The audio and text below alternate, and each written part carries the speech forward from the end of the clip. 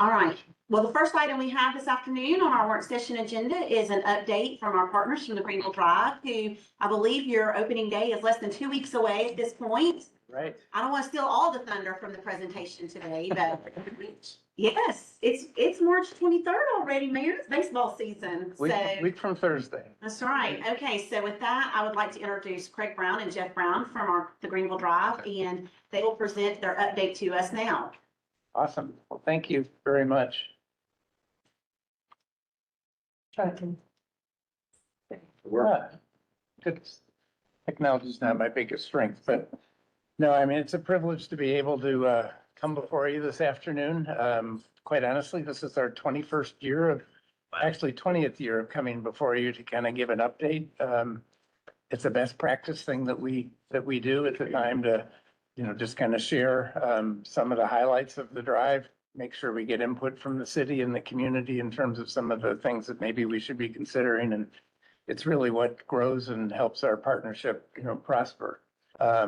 You can all take a deep breath and relax. There's no specific ask that's associated with that. That's the third or fourth year in a row that's the case. With that, let me just run through. And Jeff and I are going to kind of tag team this, and we've got some separate and distinct, sections. We're giving you highlights on each one. First is really our reason for being. I mean, we're a mission-based, organization.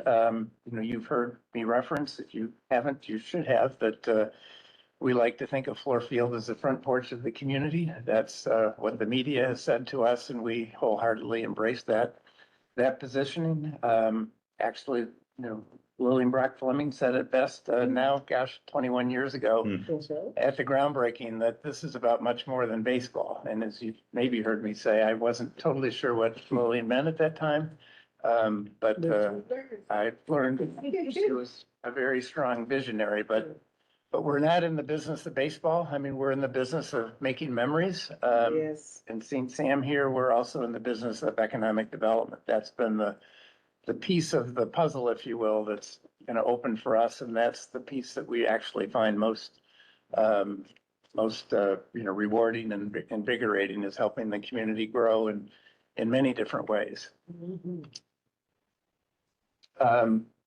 Sometimes, as they say in marketing, a picture is worth 1,000 words. Not all of you were here. I mean, maybe you were here, but not around this table 20 years ago. But that's a picture of the site that we were attracted to in 2005. And there's a little magic of color photography. But apart from that, that's the picture of what the site looked like last year, which was our 20th anniversary. On the 2005 side, on the right, as you see the firehouse, you see the AM&E church, and then you see Greenville High. And everything to the left of that is no longer. I can add some color. One time Lillian and I were down there. Inside, it was like sub-zero degree weather with minor league baseball, because the issue was it big enough for them to settle? And they went out and literally measured it. When we stood back, remember, we had big overcoats on, it was freezing, and they walked the site. We did not know what the result would be. Some people have said it is too small. And they walked back after being out there with the measuring things, surveying, and they came back and said, with the great news, it fits, but just barely, was what they said. Yeah. But the mega league one, we were standing there and literally on the ground, as far as you can see, were hypodermic needles, all kinds of stuff. It was incredibly scary then. Open packs of stuff. You've heard me say maybe that the Pastor Marty Price of Pendleton Street Baptist Church, I was younger 20 years ago, and I ran more than I do now. And I said, Marty, is there anybody running in the neighborhood? And he said, sir, is anybody running? Only someone, because someone's chasing them. You got it. That was a pretty good depiction. That's still true today. But I mean, we're very proud of, we like to use the fact that we were the catalyst for the renaissance of the West End, if you will. It's a ballpark that's, private investment, construction, operation of Fluor Field in 05 and 06, if you will, de-risk the West End, if you will, and set the stage for significant economic investment and prosperity. We like to think, and Jeff will have more details, that the way, the ballpark itself is important, the infrastructure, but the magic of the ballpark is what happens inside the software, if you will, and it's the programming that really has amplified the economic impact of the ballpark over the last, 20 years. because this past year was our 20th anniversary season, we commissioned through Visit Greenville, an economic development study. I've never been a huge believer in that because sometimes the numbers are so esoteric, it's hard to really get under the skin. But the conclusion was for the last 10 years, not 20, but the last 10 years, the direct economic impact was $300 million of economic growth. And that, of course, doesn't count all the surrounding real estate and other property development that's taken place. And then I think fresh from the city's archives have been 450 new business permits, new companies that have come to being within a half-mile floor field over the last, 20 years. So, we're very proud of the role that the ballpark has played in the development of the city. Another related opportunity that was kind of 5 years in the making, and we kind of did it in parallel with Floorfield, but we're also very proud to have partnered with the city, under Knox's leadership, to help the restoration of Mayberry Park. That was, I'll just say a very significant, story. I mean, we were inspired by when I first heard the Unity Park story. When I first heard the story told by many members of the southern side and other communities, about the impact and the legacy that particular part of Greenville meant to them and the memories that they had inside them. Mary Duckett, God rest her soul. I mean, my only regret is Mary didn't make it to opening day, but Mary and Lily and John Whiteside and, countless others, when you really get into their story and listen to it, it's just unbelievably significant. We're proud to be part of that. We couldn't fit, as we learned along this journey, a regulation baseball field there. So we ended up with a Little League baseball field. We patterned it very much after Williamsport, which is the iconic World Series site in Williamsport, Pennsylvania. And now Greenville has one of the best Little League parks in the country. And we think it's also fitting and consistent with the rest of the quality of Greenville. And then I think most important is that last point is that I like to think anyway that, for the last 100 years, baseball has been very much a unifying force within our community, going back to the textile leagues, the Negro leagues, the minor leagues, a lot of the barnstorming. And it's really one of the elements that holds our community together. We now have Mayberry Park, and we want it to very much serve as a catalyst to ensure the entire community has a chance to play baseball. So we already have, working with Will and his team and Tara, 3 or 4 different opportunities over the dry season where we'll take our players, we'll put together some youth baseball clinics and, really just make the game accessible to those kids who don't always have the ability to play baseball. So we like to think if Floorfield is the front porch, we now kind of have a virtual bridge between Mayberry Park and Floorfield. And the two together will really be the front porch of the community when it comes to baseball. So with that, let me turn it over to Jeff, who will continue on. Yeah, so I think just to provide some numbers kind of from an overview standpoint and some recent kind of awards and recognitions, and we don't share awards for chest, pounding purposes. This is more. But nevertheless, we are going to. No, we do this because there's a lot of the stories. this is a story of success for our whole community, and we want everyone to be aware of how we've been recognized and how we've all been recognized. Because this is for all of us in many ways. The 500,000, visitors through the ballpark, that's physical foot traffic every year. That's for baseball games, drive games and the like, but also for community events and just year-round foot traffic. We've led our league from a drive standpoint in attendance for 7 straight years. Consistency is a huge part of our messaging. We'll get into kind of the how we do that in a couple slides because it's very intentional. We were recognized with the Johnson Award, which is the gold standard across minor league baseball a couple of years ago. It has nothing to do with wins and losses. That has to do with community impact, franchise stability, operational excellence. They select one minor league franchise across the nation, all levels, as the Johnson Award recipient. So to be recognized with that was very special for us. The initial ballpark construction in 2006 or significant renovation in 2017. as from Ballpark Digest, to be recognized in that way was special. The Newsweek recognition, which was relatively recent, they surveyed fans across the nation to tell them their favorite minor league ballpark across the country, and to be a top 3 minor league ballpark as voted on again by the fans, was especially meaningful for us. The chamber recognition and the South Carolina Business Magazine recognition, which was just in the last few months, again, Business of the Year and the like, very special. And then the most meaningful for us is what's outlined in red at the bottom, is that of the accolades, of the recognitions and the like, minor league baseball just did this a couple months ago, where they did an index across all 120 teams across the country, and they do an affordability index: tickets, merchandise, food and beverage, cost to bring your family to a minor league baseball game. And the Drive were voted #1 across the entire nation in terms of affordability.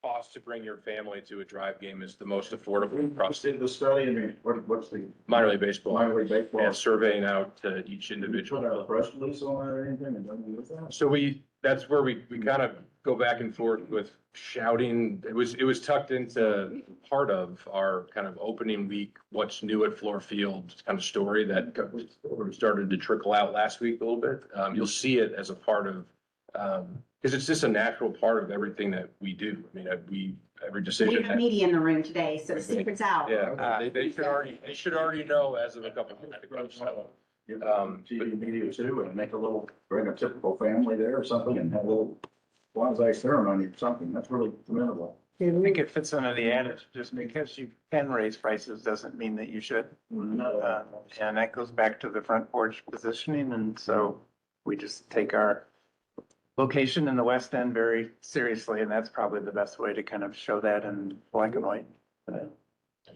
But we'll take your input from a marketing standpoint. You're a marketing. I'm telling you right now.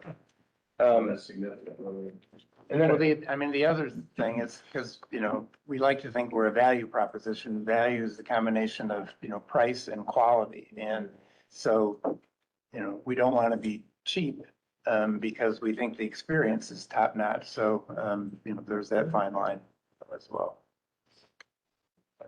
And then kind of similar vein too, again, recent, just again, neat stories for us, but also just neat stories for the community. The CBS Evening News feature, which hopefully everyone's aware of, from June, where they spotlighted Greenville and Oxen-Dad as part of that story, and the role that the stadium played in the revitalization of the community, and putting Greenville on CBS Sunday Evening News, and really kind of shouting that to the nation was an incredible kind of piece for our entire community. And then recently with USA Today, they again did a story across all the country, all 120 teams, and the best minor league clubs and towns in the country, and to have Greenville on that list to the entire kind of USA Today viewership, which is significant, was really, really special. And to have our town and to have our organization with that audience is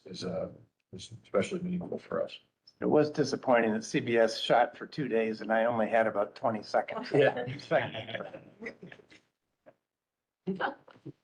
And then we mentioned our kind of unique way that we go to market, and this is worth spending a couple minutes on, just because, yes, we are a baseball team, we're a baseball organization, baseball is in our blood, we love the game, it's a special game, but how we go to market and how we take the drive to market has always been about so much more than baseball. We use baseball as a way to get people's attention and the like, but we have a very specific way that we kind of put the stadium and the organization at the center of the community, and kind of let the community tell us what we should feature, what we should spotlight, how we should use our platform to bring people together. And our commitment to community, for lots of reasons, has really never been more important now. And so we have really a 3-pronged way that we go to market. And the first 2 are outlined on this slide. We're relentlessly focused on delivering the best fan experience in the entire country from a minor league baseball standpoint. So we've kind of already hit on that. That's pricing, that's food, that's merchandise, that's kind of every aspect of the ballpark, cleanliness, technology, delivering what we feel is, even though it's accessible and affordable to everybody, you're not sacrificing quality in any way whatsoever. It's an experience that we can all be proud of.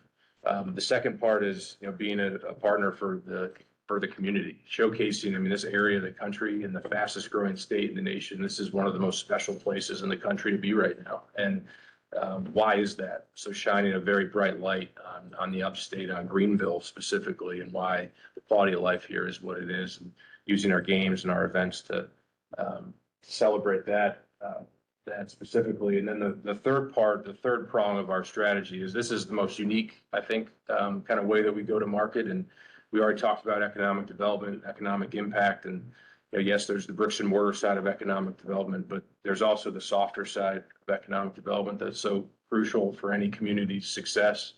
And we found, really Dad found kind of early on, that we have a very kind of unique kind of position in the community with baseball games and gathering, that we have an opportunity to shine a light, very bright light on the softer side of economic development, whether that's education or workforce development or youth leadership programs, entrepreneurism with Sam in the room, the front porch of the community for, including everyone in the community, and accessibility and the like. And so we can take these focus areas and the like, and kind of use a baseball game to kind of encapsulate it and bring everyone together to celebrate these initiatives. And that's a lot of, when you see us marketing, when you see our different events that we're promoting around Drive baseball games, half of our schedule falls underneath one of these or more of these programs.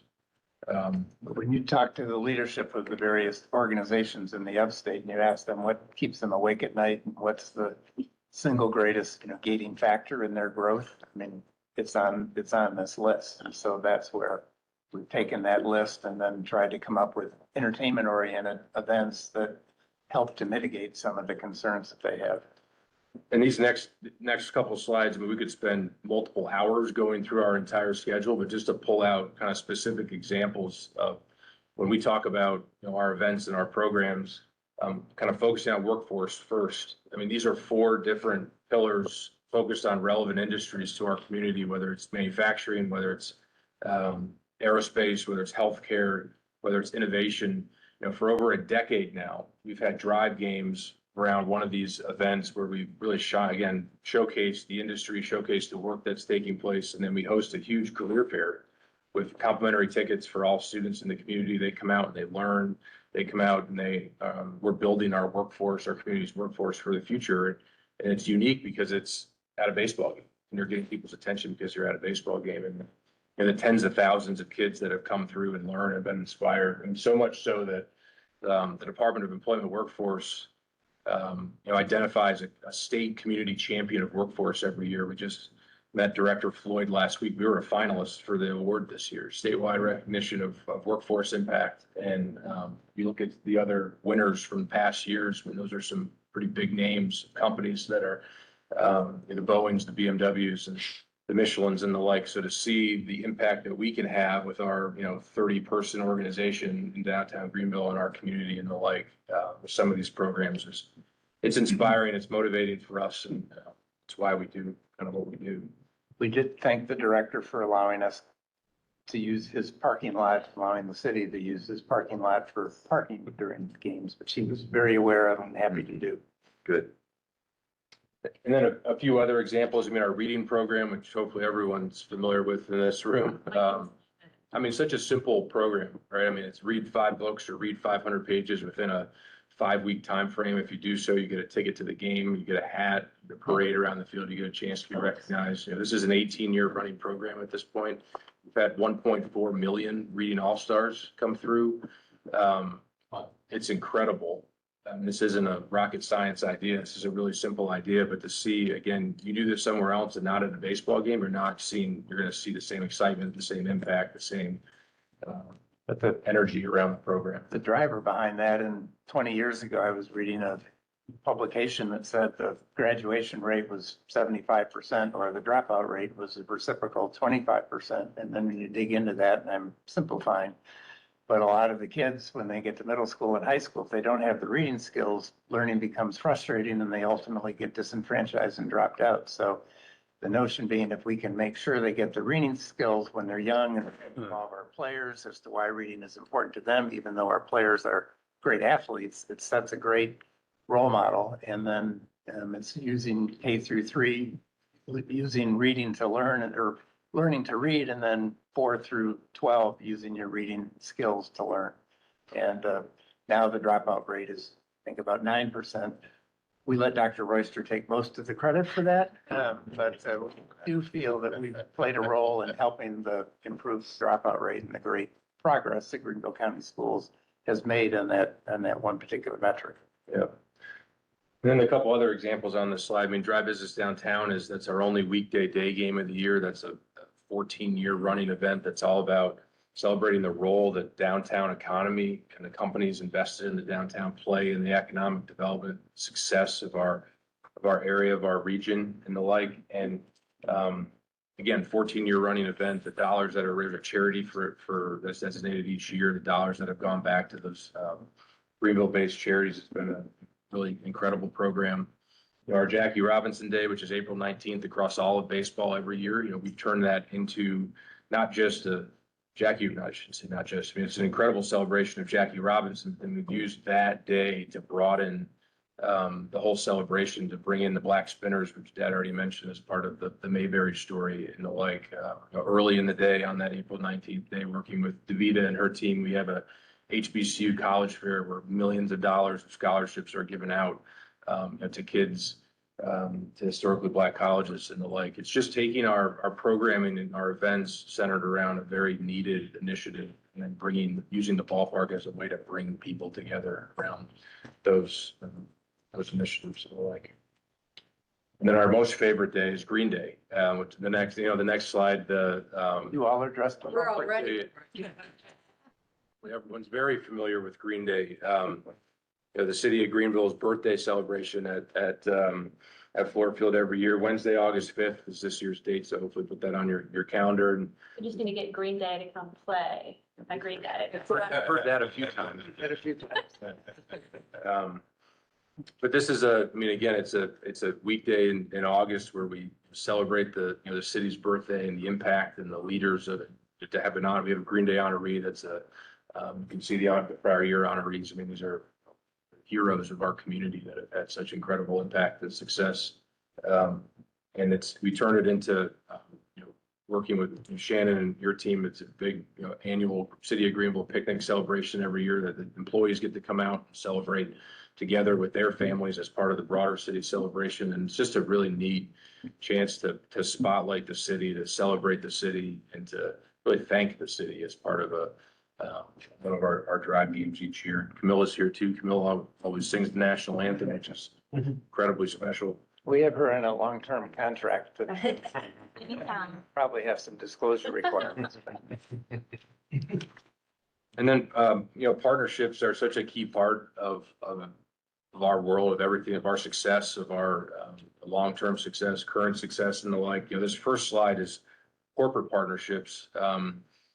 And the trust and the belief that we've received from everyone throughout the community across the last 21 years has been amazing. I mean, we obviously believe in what we're doing, and hopefully you hear that and how we're presenting, and the power of our platform, and the power of bringing people together, and the power of making it accessible to everyone in the community.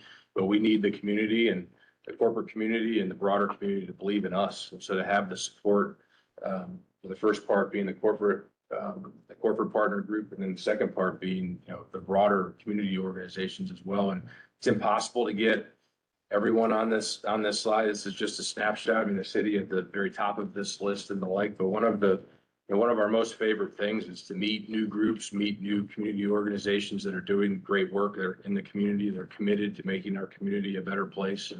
And we kind of view ourselves, we have a huge mouthpiece every night with the community gathering together, that we can celebrate those organizations and celebrate the impact that they're having in our community. And since so many new people are moving to this area, we can make sure that they understand why this place continues to succeed in the way that it does. And that's really special. I mean, part of it is, I'll call it the power of the partnership, relationships, and that philosophically, we're living in more and more a transactional world, that relationships don't kind of matter all the time. And so that's why if you go to some ballparks, you'll see 120, outfield wall signs, and there's so much clutter, there's not really room for, meaningful relationships. So we're not trying to be exclusionary to any degree, but we can't sit down once a year formally with every organization and truly understand them. So we tried to go to and it's not a perfect science, but try to go to every organization that's really committed to the upstate on a long-term basis and understand their issues, understand what makes them tick, so that we can take our platform and keep it relevant and keep it effective. And so that's the desire for partnerships, and the partnership that we have with the city, the partnership we have with the Red Sox are really at the top of that pyramid, if you will. And then as, proud as we are of the last, 2 decades and the like, it is always about continuous improvement and continuous investment and getting better every year and the like. We do have some, speaking of that, what's new kind of press release that started to trickle out last couple of weeks. Hopefully we've seen it. Some of us have seen it by now, but there are some new things coming to the ballpark this year. We've totally transformed our suite level. The city's suite, you'll enjoy a brand new upgraded. I mean, it's truly true. I mean, it's hard to, the slide doesn't do it justice. I mean, it's all glass, walls that make the space feel bigger. It's, new floors, new paint, new graphics, new cabinets, new appliances, really just taking a kind of a transformational approach to the suite level that will be very impactful. We've taken our, an area on the concourse, and we have a new fresh market grab and go type concept called Shortstop that's been very successful across our amateur schedule. So, we'll still have our specialty features at the concession stand, our different kind of higher profile items and the like. But if you want something simple, you just want, soda or a beer or a hot dog or a chicken sandwich, an easy way to get in and get out. And we've got kind of these new AI scanners that you just kind of put your items down on a table. What's that? It's the former Subway concession stand. Okay. So kind of right in the middle, almost behind the information center. We were able to open, like, once Subway didn't look that big in the old space, but once you opened up the wall, it's big, it's nice size. Yeah. We've got these really neat new scanners that you can just put your things down and scan and check out, and you're out quickly. And it'll definitely add to the fan experience. And watching it the first couple of weeks, we're very excited about that. And I then, love the name too. yeah, it's actually our finance director came up with that. We went through about 1 million names we went through 1 million names with all of our smart, included marketing people. And then our finance guy jumped in and said, how about Shortstop?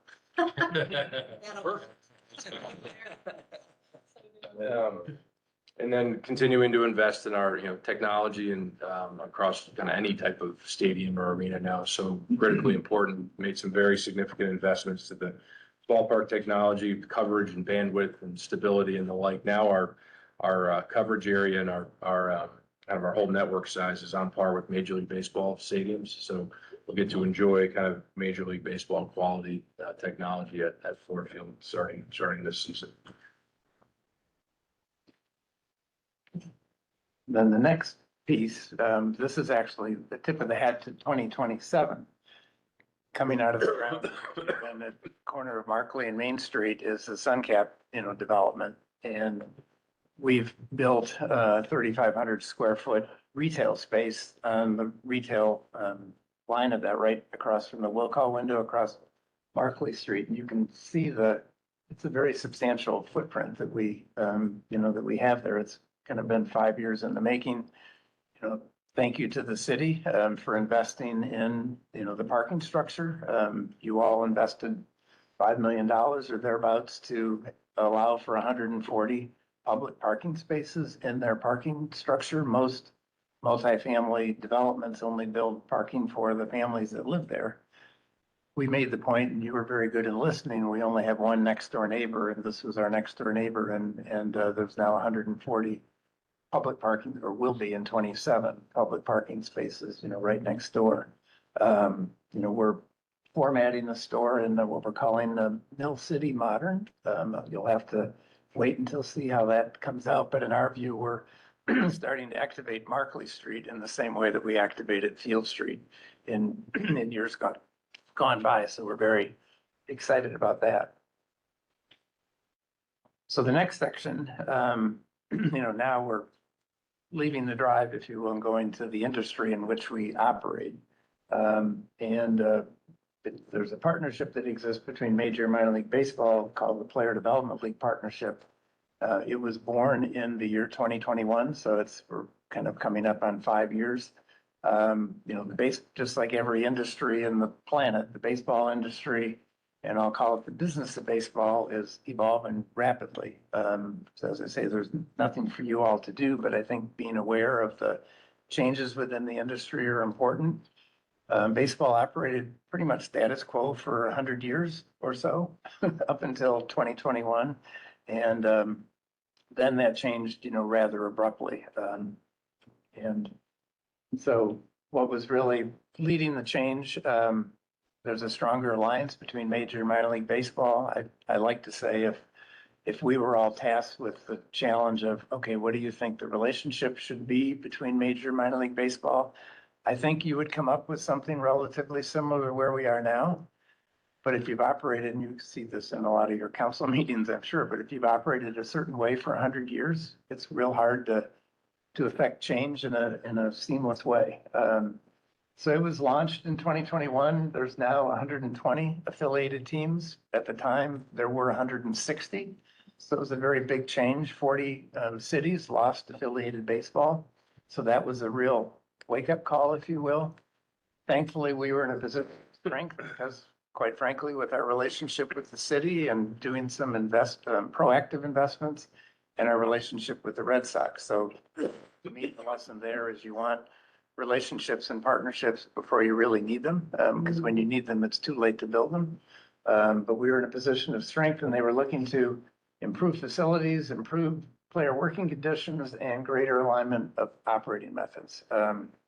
So probably the best way to think about it is we used to have 120 kind of independent businesses that had an umbrella that kind of governed, and now we're, say it here, now we're more like a Burger King or McDonald's kind of franchisee. There's more stipulations in terms of how you can operate and what you can do and what you can't do. And we have a little less discretion, which quite honestly has taken a little bit of the fun out of the environment. But for the most part, our standards were above the standards that were being introduced. So we didn't really have much day-to-day impact. But So this is when you had to make a very significant investment in the facilities, particularly surrounding the players' precisely. facilities. Yep. And that was, timing couldn't have been worse, given it was right on the heels of COVID. That's a great summary. Yeah, and it was. They're very impressive facilities. Yeah, thank you. And that, COVID was March of 2020, and this was right upon us in 2021. We didn't have a season in 2020. So those new guidelines have created some upward pressure on costs, which kind of come implicit. And then as you all face, post-COVID inflation, macroeconomic factors, food, beverage, personnel, costs are continuing to escalate, which is why when we get back to our affordability, feel particularly good about keeping the product affordable. One of the things that Major League Baseball was trying to achieve was significant capital investments, because a lot of ballparks had been allowed to, kind of fall apart and become, not really playable. Most ballparks are owned by the municipality, not by the team per se. We're unique. We're maybe 3 or 4 in the country are like our structure. MLB doesn't release numbers, but Sports Business Journal kind of surmised there'd be 2 to 2.5 million of ballpark improvements that were put in place over the last 4 years. So it did get people's attention. There's 15 new stadiums, 9 of which in 2025 and 2026 that are coming on stream. So again, when we're selected the 3rd most favorite stadium, ours is 21 years old. We feel really proud of the fact that we've kept it fresh, we've kept it relatable and the like. On the good news side, the PDL, with Major League Baseball driving, has created opportunities for expanded visibility of minor league baseball. So there's the Future Games, which is celebrating young players, and that's around the All-Star break in July. There's a spring breakout game, which actually was yesterday and the day before, again, featuring young prospects.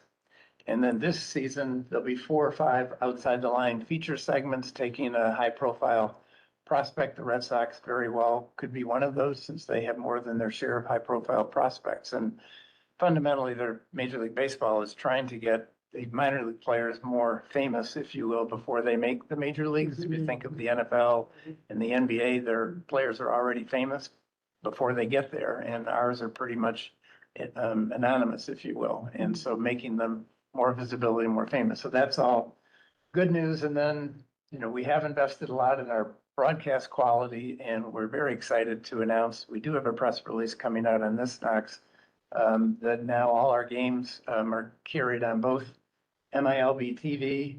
They'll be carried, 17 of them this season will be carried on NESN, which is the New England Sports Network across the country.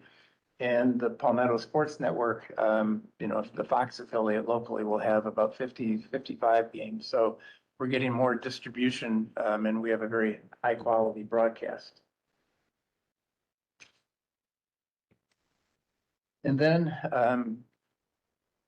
not sure individual takes, but just like everywhere, private equity is investing in private equity is investing in many industries, with sports representing a high profile frontier. You hear them talked about in the college space. Should private equity be allowed into college sports? And they're now into the NFL, and they're into baseball. Well, they have been attracted to minor league baseball because of the changes and the close affiliation with Major League Baseball. And as we sit here today, over 50 of the 120, so you can do the math, that's close to half, of minor league teams are owned by one of 3 private equity organizations. So 10 years ago, there were 160 teams, and 90+% were owned by individuals like Jeff and myself. Today, it's about half are owned by individuals like Jeff and myself. The other half, I'll say it's more of a form of corporate ownership, more focus on, financial returns and things of that nature. I don't think we know, but what are some examples regionally of teams that are owned by these trusts? Well, there's a team to the east of here in Spartanburg that's owned by, private equity. The team in Columbia, the team in Asheville are both owned by individuals such as ourselves. Trying to think of Columbus, Georgia. Well, that's still owned by Chuck. Beloit, Wisconsin, Wichita, Fredericksburg, Worcester, Mass, Portland, Mass. I mean, the Red Sox have 4 affiliates. We're the only one that's independently owned. The other 3 are owned by private equity. So it's a dynamic that's going on, in the industry. From our side, this is a very important slide, if you will. We feel that the hallmark of minor league baseball is this connection to community. We're committed to affordable family entertainment. We're committed to community prosperity. We think there's a lot of benefits of continuing that local ownership continuity. And as we like to say, the drive and the ballpark are owned by the Brown family, but fundamentally it's run as if the community owns it, is the philosophy in which we do it. We also think the local ownership is the best way to align the model with the community. This didn't always happen to be the case, but 3 generations of Brown family ownership live in Greenville. If you'd like to see my grandkids, I could show that to you. But importantly too, is that we're well represented at the PDL leadership level. So I'm a member of the joint governing board. So I'm actually elected representative by 30 of the 120 minor league teams. So I know about representation leadership. There's good and bad to that. So we have a seat at the table, if you will, for anything major coming downstream. Jeff is part of the Business Affairs Subcommittee, which looks at the day-to-day operations, and Eric Jarenko, our general manager, who's been with us for 21 years, is on the scheduling committee. So we're very well represented at the leadership level of the Player Development League. And then from a a takeaway standpoint, I think this kind of summarizes, where we are is that we're, the competition continues to, increase exponentially. There's the independent model versus the, private equity funded model. We're very well committed, to the model that we have, but the partnership, the relationship that we have with the city, that we have with many of the organizations in the city is more important than ever. Our secret sauce goes back to the programming. We're trying to do programming that's relevant to the organizations within the community. We're very proud of the West End. We're very proud of what we're calling, I know there's other entertainment districts that have kind of popped up into relevance formally, but we're very proud of what we're dubbing the West End Entertainment District, with affordability and access is the key. It's anchored by Floorfield, District 356, which the city was instrumental in investing in. That was very much akin to Yawkey Way, keeping our authenticity to Fenway Park. Yawkey Way is the street next to Fenway Park. We had Field Street that was right next to our ballpark, and we basically made Field Street into a seamless pedestrian plaza. We're right now working with the city, working with the fire department to see if we can institutionalize that pedestrian plaza, just because we spend a lot of money and we really care about how things are coming together, and people in town don't always know how to park, and there's just significant damage that's taken place to the District 356. We can talk about a little bit more of that later. Secondly is the GTA master site development, which is right behind Wright Field. We've looked at that lovely transportation center for 20 years. We think it's a significant opportunity to really continue to transform downtown in the West End, anchored by Floorfield. And Knox, you said it at the outset, is Floorfield, we're currently landlocked. And so we have limited ability to expand. We used every expansion inch as part of the 2022 clubhouse. So having some access, some influence over what happens on that GTA site gives us the ability to respond, because Major League Baseball has issued facility standards. But we know how that works. 4 years from now, 3 years from now, there's going to be increased facility standards of technology and female facilities and things that we just didn't envision 25 years ago. And having access to GTA space and the ability to kind of take some of our amenities, if you will, and put them on the other side of the railroad tracks would be beneficial. We've come all this way, and I don't think I mentioned parking, but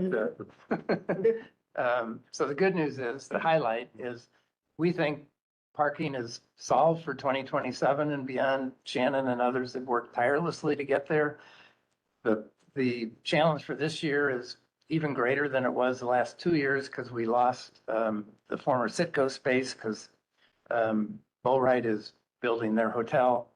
We're continuing to just, need, parking spaces. The city has some access to, I don't know if pork chop is a city council term, but there's some additional parking coming on the GTA space. And then I'll just mention, we've been trying to work with the county, because they have a brand new parking garage on Church Street. And at this point, much to my frustration, we've not been able to get the county to allow us to have access to that standalone parking garage. We've even gone to just, if you could let us have it on Thursday, Friday, Saturday, Sunday. The city and GTA have been great to kind of do some trolley routes back and forth, and seems like a no-brainer to me, but we're not across the line on that one. So we have our final, and Beth and company is great once we get our tapestry of complimentary and affordable parking spots to get the word out to the public as to where you can park and still have a good time at Floorfield. And then the last page is just like everything in life, the landscape continues to evolve, dramatically. We very much are, and hopefully we've communicated that in a position of strength. There's nothing to ask for now, but, we just, it's all about continuous improvement. not taking anything for granted, not resting on our laurels and just always trying to be one of the leaders. And that's what motivates us. And we love the relationship, the partnership that we have with the city. Just, really wanted to bring you up to date and give you a chance to ask any questions or the like, and try to be somewhat comprehensive. So thank you for your Real time. quick, I wanted to ask if, so the Suncap property has shut down the sidewalks. Has that construction, any problems going? I mean, I'm sure y'all are very in tune with what's going on there, but I was disappointed to see that. I'm not saying anything you're not aware, I would say. But we got a long way to go on that project. Yeah, and quite honestly, Dorothy, I mean, opening day is really, 10 days from now, 9 days from now. So we really haven't seen it. I mean, we have had some amateur games, but those are less attended than a drive game and opening night. So it will certainly add to the congestion, and the biggest, one of the big benefits is it's convenient to come to, to Fluor Field. And we know, feel strongly that it's an urban environment, and we want to keep an urban environment because we felt that was so important, 21 years ago. But if that downtown parking becomes an issue, then you're kind of taking one of the benefits off the Well, table. and that is a corridor, if you were walking from the State Department parking, you would come right down there. I would just say to staff, there's any way to compel to open that sidewalk. One on Main Street. Yeah, yeah. I mean, it's shut down, and we've had enough conversations about how I feel about that, but that's gonna be a major walkability connection to the satellite, if you will, Yeah. parking that plenty of people walk. Oh, I was just gonna say, can we have, talking about the trolley stops, how they're gonna go back up Main Street? Can they not stop at parking decks so that there's some overspill? In case there's not enough parking deck, with working with the county, people can be I think we picked have up some there. already on the trolley plan, Yeah. that where they'll be stopping, including River Place. Okay, so that should help a little bit. Yes, absolutely. Okay. Yes, Councilmember Workin. Hey, Craig, Yes, sir. I must have forgotten. How did you end up in Greenville? Well. Okay, we No. only have a couple minutes. Yeah. No. I just want I to get got a involved in, No, sorry, I was just joking. no, I'd never been to Greenville. I didn't know anything about the upstate or anything of that nature. I wanted to get involved in minor league baseball. The team that came for sale was in Columbia. Okay, We knew we needed a new ballpark. We worked for 2 years with the university who wanted to have a new that ballpark was, Founders Park. yeah. And we thought we had a deal after 2 years of very detailed discussions. And then at the last minute, the city of Columbia backed out. It was literally 10 days later that the Braves left Greenville and this Okay. territory opened up. Well, Yeah. I guess my point is, to, I was so doing that the I don't get in correct trouble with Chance, I don't get in trouble with Dan. Is, and I made this before, could you imagine Greenville without the Brown family? I mean, what you all have done for this community, as I just, it's, you never know what you don't know, and had y'all just not somehow found your way here, we'd have a much different city, and I just want to thank y'all for your investment, your time, your blood, sweat, tears, and investing in our community and all the things you do for the citizens of this city. Here. Thank you very much. Now, my original partner, he actually was in private equity and we were talking early days and he said, well, you made the single biggest mistake you're not supposed to make. And I thought it was going pretty well. He said, you fell in love with your investment and that I fell in love with the city. I Cool. fell in love with what He you came. do for the city and A lot of so I'm people. guilty as charged. That's great, thank you. Thank you, Craig. Thank you, Jeff.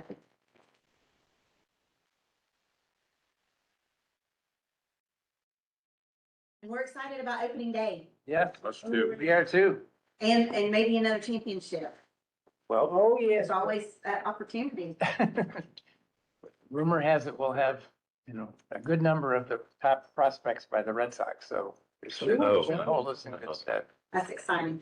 All right, very good. Okay, we have one more presentation and we'll go quick in regular session and then we will move to our executive session. So if Craig and Clint and David Harding want to come to the table, please. Clint asked me if I could help him, is that? Yeah.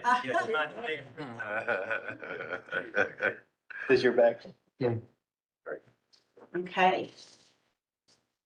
I'm just gonna handle this, Shannon. Oh, okay. That's all Very right. good. And then- All right. And quickly, and brevity. Oh. And quickly, Yes, sir. introduction by you, or you want me to go ahead and get started? So we just wanted to, one thing that we have come to learn, especially as we're going into budget season, is that there may not always be a good knowledge of how much we do with our signals, especially from our community at large. And we are gonna have some requests coming up in budget related to some things that we need for infrastructure related to our traffic signals, especially as we've expanded and through annexation on some of those signals. And we also think there's opportunity for us to expand and do relationship with some of our partners in the future as well, with both maybe the county and SCDOT. And so we just wanted to give everyone a high level quick overview before you start to see requests come through with this in April. Yep. So with that, Clint. So take it real, away. yeah, and I do have David Harding is here today. David manages, he's a project manager with us in traffic engineering. He manages all of our signal rebuilds and signal construction projects and all of this, the investments we've made in our intelligent transportation systems technology over the last 5 years since the NIB. David's been a big part of that. Of course, Dante and Valerie as well. Valerie's actually at the ITS Summit conference in Charlotte this week, or for the next couple of days anyway, which is a huge conference they're having with talking a lot of good traffic management and ITS systems technology. So yeah, we just want to take a little bit of time just to talk about our signal system, how we're expanding that system as the city is continuing to grow, whether it's through annexations or just through new development. Our signal system is growing along with that. And so we just want to take a little bit of time to talk about that growth and the improvements that we make to the signal system as we expand the system. Real quick, just our traffic engineering and operations division. This is one division within the engineering department, but we've got 18 full-time employees in there.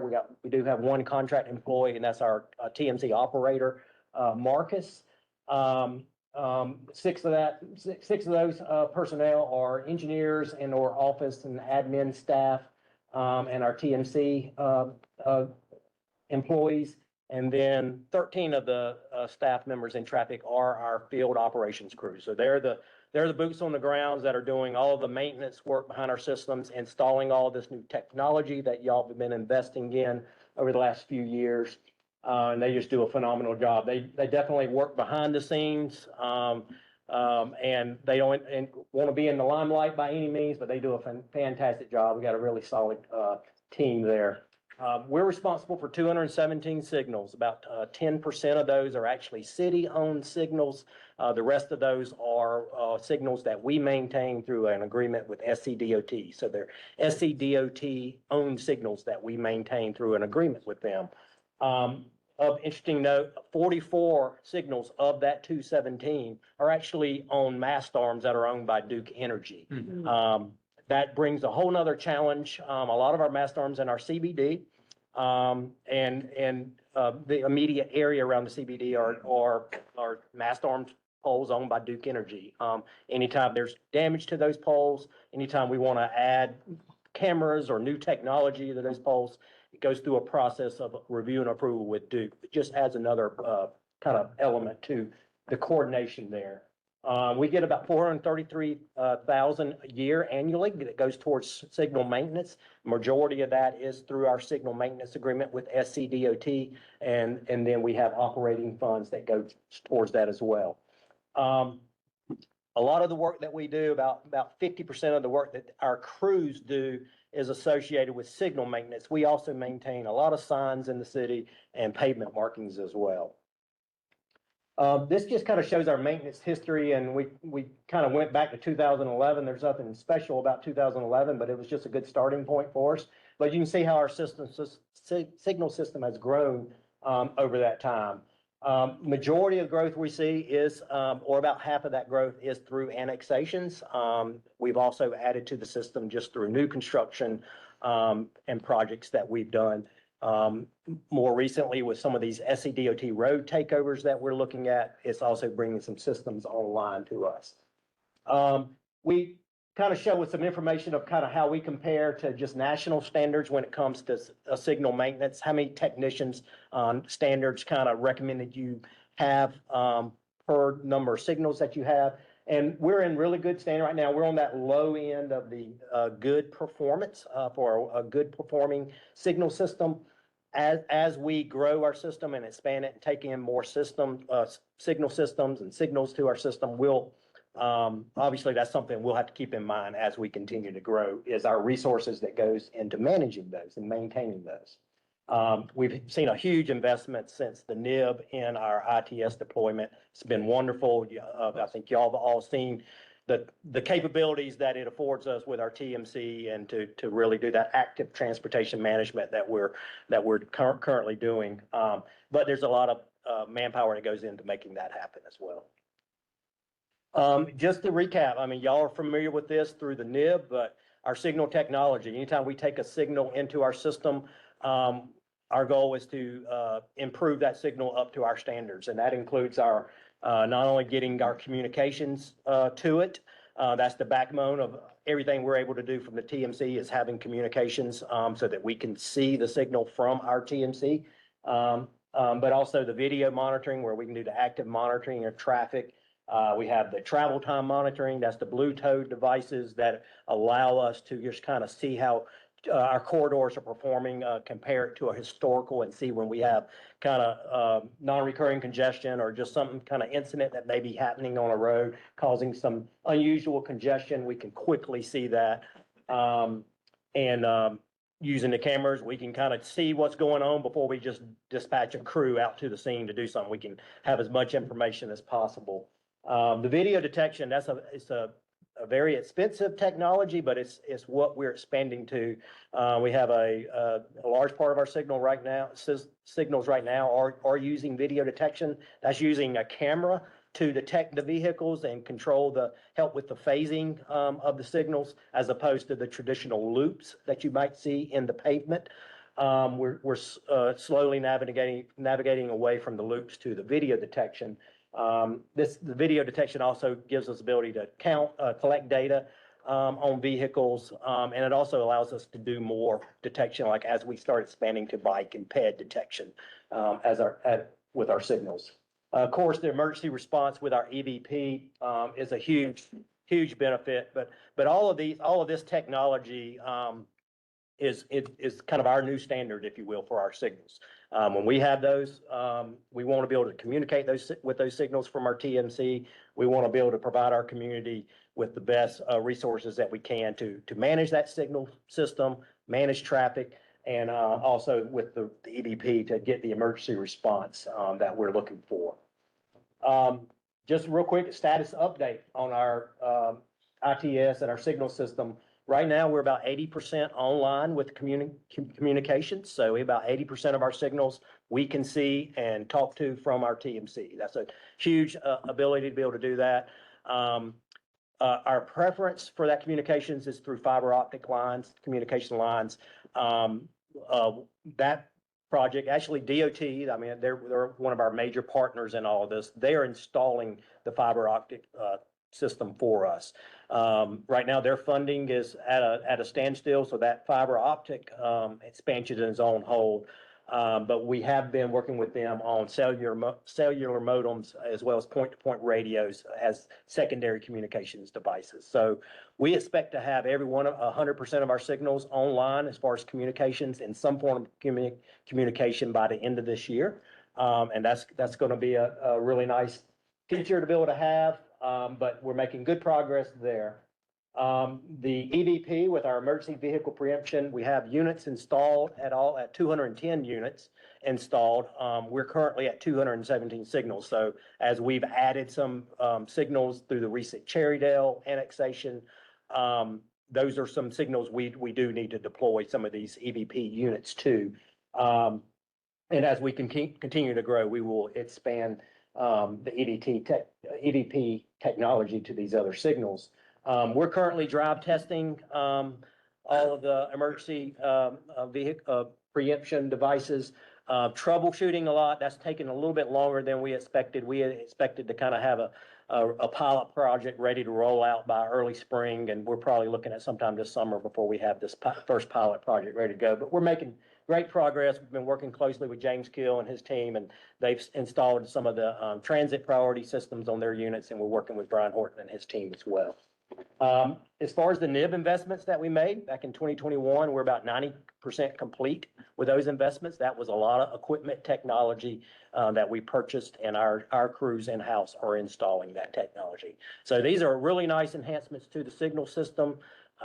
It gives us our ability to respond quickly to our community with when there's incidents on the road, or the emergency priority preemption response is a really nice enhancement.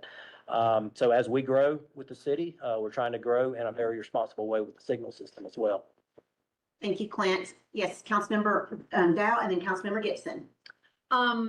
It's a comment, but just to highlight it, and other council members may or may not hear the same thing, but I will say that in terms of communication from constituents, traffic congestion is the largest pain point that comes from growth. Yep.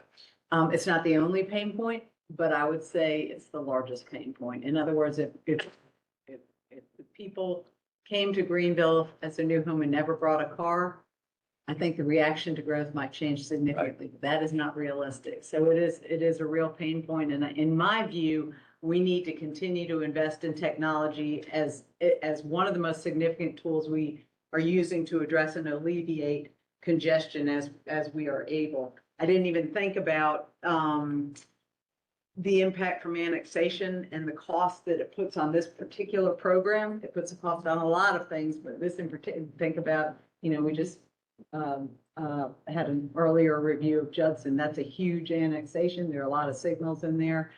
So thank you for bringing that to our attention. For me, this is one of the most critical spending needs we need to satisfy, right up there with public safety. And if you look at the EVP program coming online by the end of this year, Yes. that ties into public safety, and I'm a huge proponent of that. So thank you for the work on that. It also helps in our storm preparedness. So in our most recent ice storms, I think we felt a lot better about what was going on out there than in past when we couldn't monitor that. So I'm really excited about the project and just very encouraged by everything we're seeing come through with it. So thank you. Thank you. Okay, Councilmember Gibson? Did I read that right? Just said that since 2011, we've only picked up 22 new signals. Yes. So that's with all the annexations that we've done since I've been on council and all that stuff, we've only gotten, including everything we did up until that point, that's only 22 signals. Yes. So are we in need of installing new signals in some of these areas? Is that something that we've looked at? It's obviously, as we annex, we bring in new corridors that have signals already on them that we Yeah. will bring into our system. New signals are typically warranted through new development. As new development comes online, it will trigger a need for a signal. As areas do continue to grow and intersections level of service degrades, or there's safety issues, DOT or the city will evaluate new signals. But we do look at that as the city grows. I'm not aware of just locations right now that need a signal where we don't have one. Okay, it just seems like we did a lot of annexations and then including, and really, and I'm thinking just from 2019, when I got on. Yeah.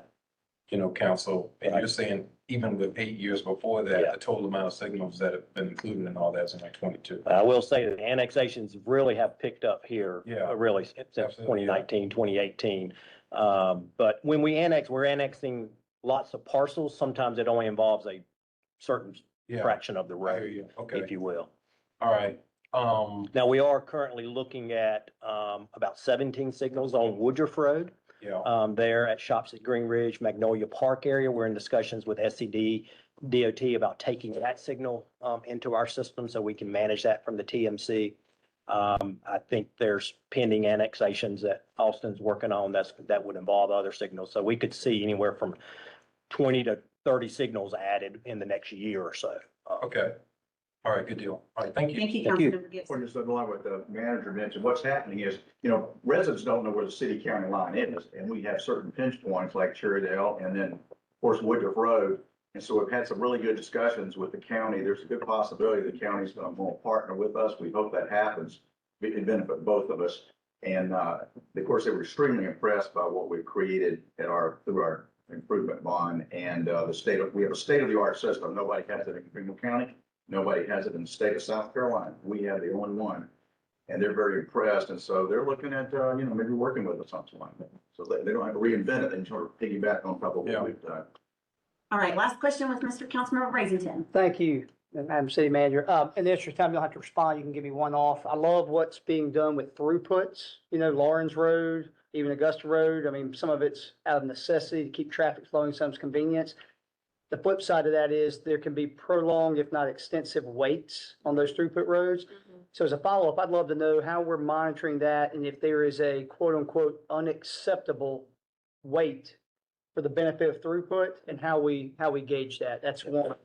Then the second is, I just want to be sure that where those scenarios are necessary during the work week, Monday through Friday rush hours, it feels at times on the weekend like the signals are still set to Monday through Friday time, as in 7 a.m. Monday morning, waiting 4 hours at insert name. So as long as we can have assurance there through our management center that we're keeping tabs on that, and if a weekend mode switch needs to be flipped, said switch is flipped, that'd be awesome. Yeah. Thank you. Thank Okay, you. got it. Thank you very much. All right, well, with that, Mr. Mayor, we are ready to move into executive session. Motion to go executive session. So moved. Yes. Annually, it's Very odd about that three items 3-4. discussed this afternoon and we're. It varies. Oh, Yeah. Just as you. That's the majority of our signal maintenance funds. is Expansion through of the job operation of the city of Today's contract, political contract, and then on matter related to local museums, contract related to expansion of businesses in the city regarding LBC, the contract for the city's financial participation in the preservation of cultural exchange center, and proposed contract to purchase property in Greenlands